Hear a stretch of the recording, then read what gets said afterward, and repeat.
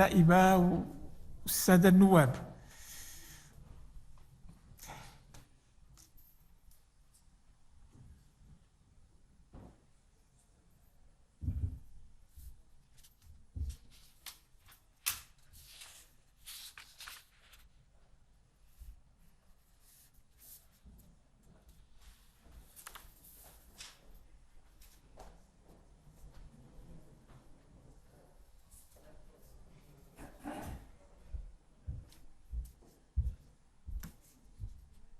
بسم الله الرحمن الرحيم.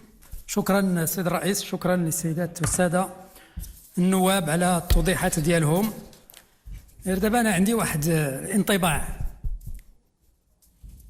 قال لك ضربني وبكى وسبقني وشكرا.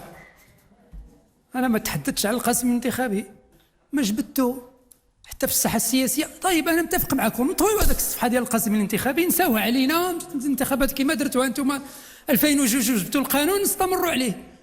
دابا ترجعوا لي انا ما فهمتش هذه القضيه، ما فهمتها نهائيا. انتم اللي درتوه، ما جبدتوش. انا حتى في الساحه السياسيه انتم اللي جبدتوه، انتم اللي جيتوا بغيتوا تغيروا. صافي صافي يا سيدي، طويوا هذه الصفحه، انا متفق معكم. تايب الله السادة، يلا سيدي.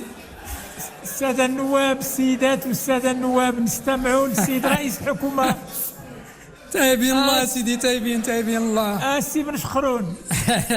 وما غادي نعلق اكثر، لان احنا هنا ماشي في مجال مناقشه هذا الموضوع، ولكن صحيح ادخال البلاد في نقاشات غير مجديه. انا متفق معكم، انتم اللي قلتوها، ادخال البلاد في نقاشات غير مجديه. الله يجزيكم بخير، خرجوا منها وصغيوا هذيك الصفحه. طيب انا بكل احترام للجميع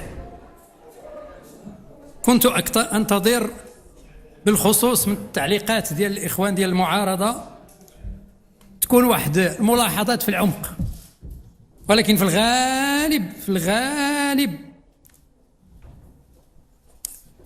كانت كلام عام، كم واحد الاحكام مطلقه على عواهنه.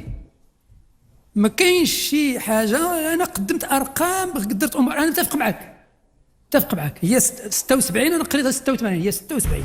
السنه الماضيه 72، هذا العام 76.5. اعتذر. ايوا، سبحان اللي ما ينسى وما يسهى.